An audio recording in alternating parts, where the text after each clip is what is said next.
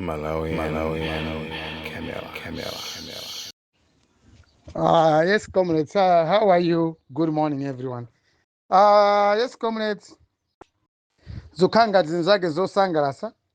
Zinayamba bwino zosangalasa ndithu ku public lecture ya ku Chancellor College. Koma pele para kuika kokuti I think the Dr. Bay from South Africa pena pake he was not well advised by the people amene anamuita anakubwera ku Malawi kunoko, because as much as we respect this young man in South Africa, the pan-Africanist, kwanapo kamba nkhani ya Shepherd Bushiri, that was nonsensical. Sakana kamba zokhuza ndi Prophet Shepherd Bushiri, because that was not part of the public lecture. There's no way this doctor from South Africa angabwere kuno kuzalowera pa nkhani za ku court za ku South Africa. He's not the judge. He never represented South African government. So Malawians, sometimes we become excited without giving them the information and the political environment. There's no way our prophet Bushiri can be openly criticized or pointed the finger at the next publication that ndimeneyo. In the same hall, Chancellor College, some students out Chancellor College, I'm a peasant kwa Prophet Shepherd Bushiri. So pele popo ndio uyu lecture yake ya South Africa. It was good not for this African to come to Malawi and imbalance our people. We respect very much. Omo tanza sikwambili. Chituko ku Malawi kuno in terms of education. Bushiri alindi antambili omwe amathandiza ku Malawi kuno ku skulu njala mwakuti. Pale ku South Africa kuli antambili omwe apindula kwa Bushiri. Kwa sikula antambili omwe Bushiri amadala naye amakhanga tanzeru pamene ali benzero. What this doctor from South Africa anapanga is quite unwelcome Malawi kunoko. Sitimasekera zimene zozo, and I wish Malawi ambiri tizizuka. And next time mkamaitana ntoti aziyankhula ma public lecture azati omwe mukufuna mutchuke pandale kapena mufuna mutchuke pa moyo wanu, muziona kai history imene imakhalira.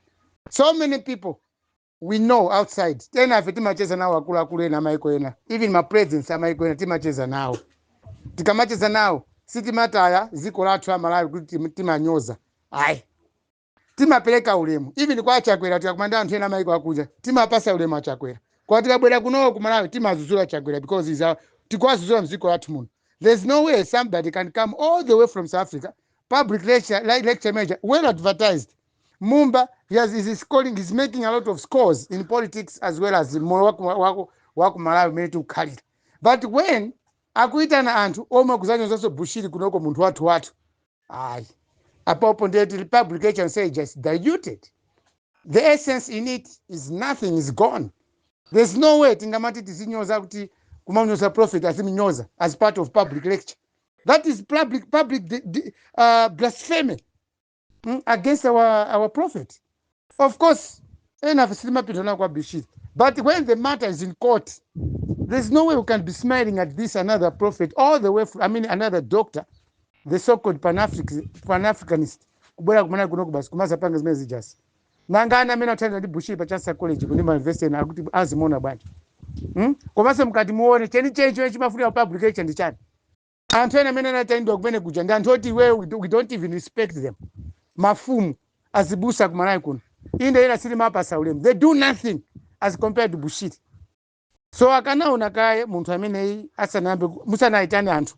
Next time when Mumba is going to invite such type of people or chukawa kuti nayeso ampangeso khawo chuka, muzoona kaye tell them about the environment imene tiliko kuno ku Malawi.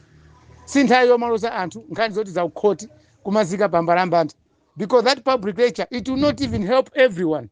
Ena nangopita mero chakuti achuke makamaka mafumu. For example, ineyo kuno kunzimba ayikosi amagosimbero amatizuza kwambiri anthu akunzimba kuno. Everyone now is hating the inkosi amagosimbero.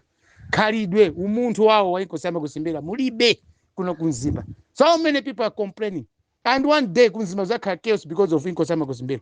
Koma I attended that public rally yomwe yukamba za umunthu mugaza ta inkosi amagosapindirapo cha kumene kucha. Secondly, ayinkosi amagosimbero anali part and parcel ofufuza ndege kunzimba kuje kunthungwa ndege ya vice president. He was entrusted by the Chakwera government. Boma na Chakwera omwe timadana nayo kwambiri pazochitika zake. Why we hate the Chakwera government is because tinamuthandiza Chakwera kuti akhale pa mpando anthu akumpotofu. Ndege yagwa munthu amene anthu akumpoto mamkonda kwambiri Saulos Chilima yemwe anapangisa MCP kwa maboma. Aiko Samakosi was appointed by the president of the country yemwe tikudana naye kwambiri kuti akhale part and parcel ya investigation ya ndege. So pano anthu ngati amene wawa mkamakamba za umunthu ngati kuli lecture kuza umunthu, don't invite people like the Inko Samakosi Mberwa kumalo ngati amene acha, because mena mapanga yo pamwe wasiti kuziziwa. I don't know the type of people imene actually present. I'm saying this deep down from my heart. It pains me, it hurts me kuti anthu ena amene mapasa ulemu umunthu mulibe, because that public lecture it involved umunthu mulibe makamaka kwa mafumu. As a good example is the Inko Samakosi Mberwa alibe umunthu anakafuza nawo ndege yomwe ili so controversy mali wa Saulos Chilima inapha chiti Saulos Chilima.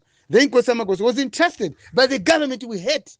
Chimozi the Inko Samakosi attended that public lecture college. Zaka midwa kuja akudana ndi Bushiri. Bushiri is coming from Inko Gomani. And Inko Gomani analemba karata kulembera boma kuti Bushiri asapite ku South Africa. So Inko Gomani, by the end of that public lecture, he's also embarrassed to hear this doctor from South Africa kumanyozaso munthu wawo yemwe ndi impi kunchewu. Mwaona mara pena pake. Let's not be taken by these people amazoya kuyankhula chizungu kapena analoza kwambiri mabuku pamene nzeru zawo sizikugwiza ndi zimene zichita pa ground. I'm so sorry to hear that this doctor kumanyoza nditi Bushiri in the presence of you Malawians ena ndiye kumaombera mmanja. We must be a very stupid country. Bushiri comes from Nchewu under Inko Samakosi Gomani. There's no way when the Inko Samakosi Gomani was there, basi munthu wa kumanyozedwa yemwe last week omwe analemba kata anthu akunchewu tinathokoza. Comrades, let's be very serious when we talk about good leadership in a country. Also leadership ya akulu kama mafumu ama church, how do they live with their people? Otherwise tingotaya nthawi kumapita kuma public lecture ngati amenechi. Thank you and good morning. Malawi Camera.